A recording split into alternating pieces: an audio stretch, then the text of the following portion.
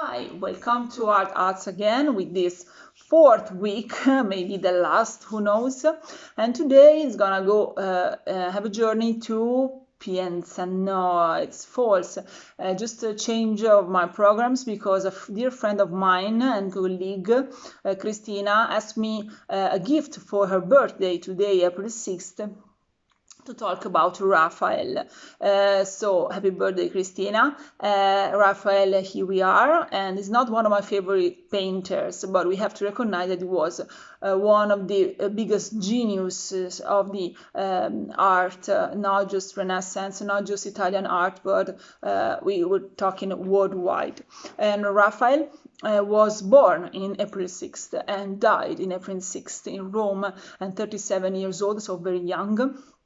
He was Umbrian, so he was born in the central part of Italy. He was a pupil of Perugino, one of the most important painters in Italy, Umbria and Rome in these days. We're talking about the 1400s, the last years, and the beginning of the 1500s.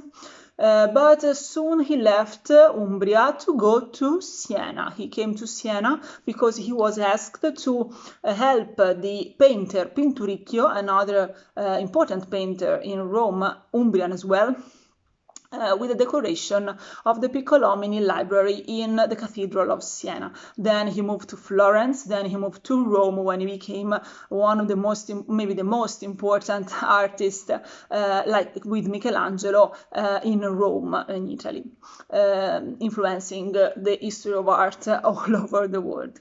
Raphael, when he came here in Siena, he came with the workshop of Pinturicchio, and Pinturicchio was commissioned by Francesco Todeschini Piccolomini, a cardinal, who wanted to realize this bibliothèque to contain the books collected by his uncle. There was the so famous Pope Pius II, and we're talking about him better tomorrow because Pienza was built by Pius II, showing the stories of his life. And the text that they used, the book, was the commentary, so a sort of diary, an autobiography written by Pius II himself, with the stories of his life. So they choose the most relevant episodes of his life, a very rich one. He was a diplomatic, he was a bishop, and then a cardinal, and then a pope. So he wanted to do a crusade, one of the last crusade, so a very important people he met. So the most relevant episode that was depicted in these frescoes, like a graphic novel of his life. First they realized the roof, and the roof was decorated with grottesche. The drawings were by Pinturicchio, the painting by some helpers, the Sienese helpers, Pacchia and Pacchiarotto. I'm showing you the roof. That is magnificent, with all this blue and this gold. The grottesque were a kind of decoration discovered, we have to say, in Rome. They dug and they found this decoration, this Roman decoration, very antique decorations, and they had to go down in a grotta. In Italian is cave, so that's why the decoration they found, they call them grottesche, but it wasn't a cave. Actually, it was the Domus Aurea, so the very huge palace of Nero, the Roman emperor. But from this moment on, the grottesque became a leitmotif. They spread all over the roofs and the frescoes in the history of art, of Renaissance, Baroque, and so on.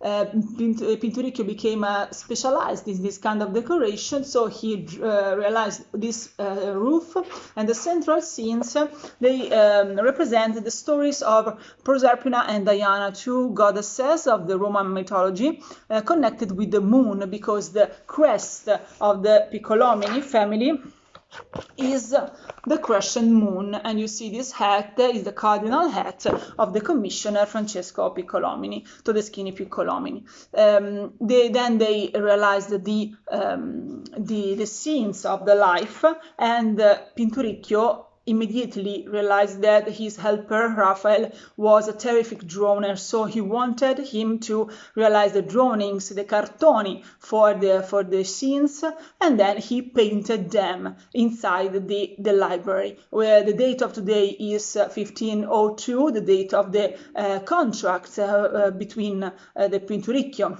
the painter, and the commissioner, Francesco Tedeschini Piccolomini. All the work was finished in 5 years, more or less. This is one of the two drawings that we have now of Raphael. This is the departure of Pius II as ambassador for the Council of Basilea, and this is how Pinturicchio realized it in the library, and this is the other. The meeting of Frederick III, the emperor, with his former fiancée outside the Porta Camollia, one of the main gates of Siena, and this is the realization, the fresco by Pinturicchio.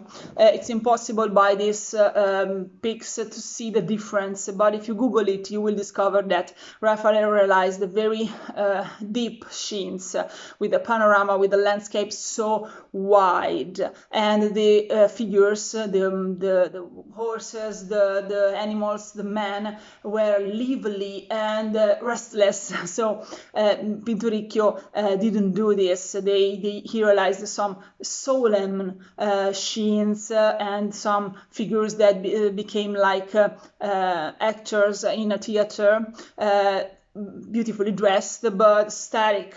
Okay, so these colors, this use of the color, bright colors, passed through in Raphael. So Raphael was used and influenced Pinturicchio, but the influence was also in this painter, in Raphael itself. We can see also this other drawing of him. We see this study for horses movements, and we can recognize the influence also of Leonardo. So he knew Leonardo before going to Florence.